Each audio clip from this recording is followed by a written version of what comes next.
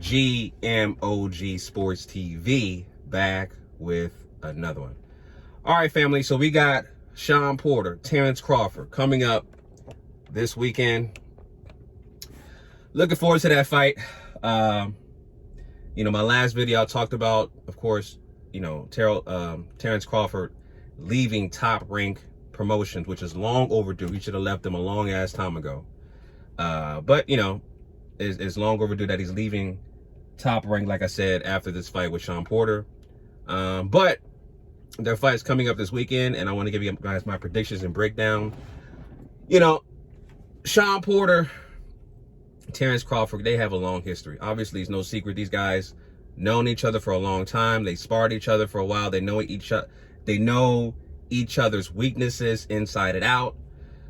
They know about their family. I mean, they're real close, like real close.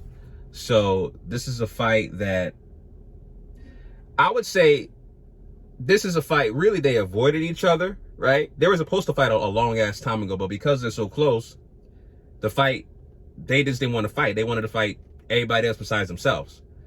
But it was going to come sooner or later, right? And the time is now. So they're going to fight this weekend, obviously. And as far as advantages and stuff like that goes, obviously the advantage, I'm giving the edge to Terence Crawford. I'm talking about the physical attributes. Longer reach, height. Terence Crawford can mix it up. He is a great all-around fighter. A switch hitter, right? Great footwork. That's why he's, one of the pound-for-pound best. Just the fact that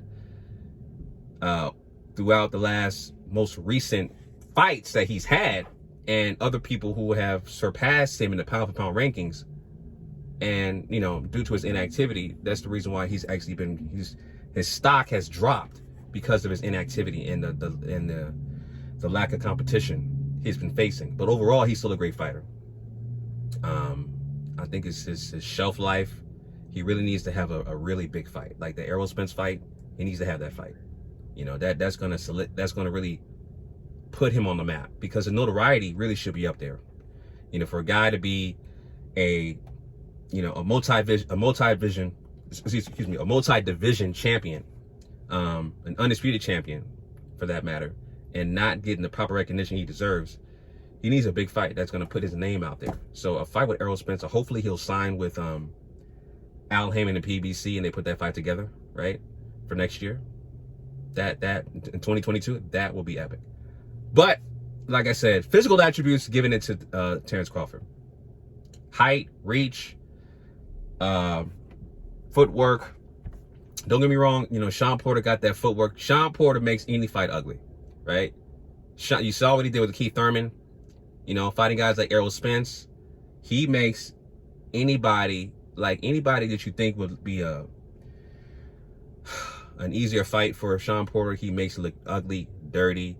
He has a real, just an awkward style of fighting, and make it awkward for people because his rhythm, it's really hard to kind of time him because of his awkwardness and his footwork and the way he lunges in sometimes because he's so short. So it's going to be real difficult in the I would say 4 to 5 rounds is going to be difficult because of the fact that, and not only that, they know each other for so long, so they know what they're going to do, right? And obviously when for somebody so long, their habits, their bad habits, their good habits, their tendencies. And so who is going to falter first in terms of their tendencies, right? Who's going to be more disciplined? And I think from my perspective, I think Terence Crawford is going to be more disciplined, and is going to set up traps for Shawn Porter. I'm not predicting a knockdown or a knockout. It could be a knockdown with this fight, but I don't think anybody's going to knock somebody out in this fight.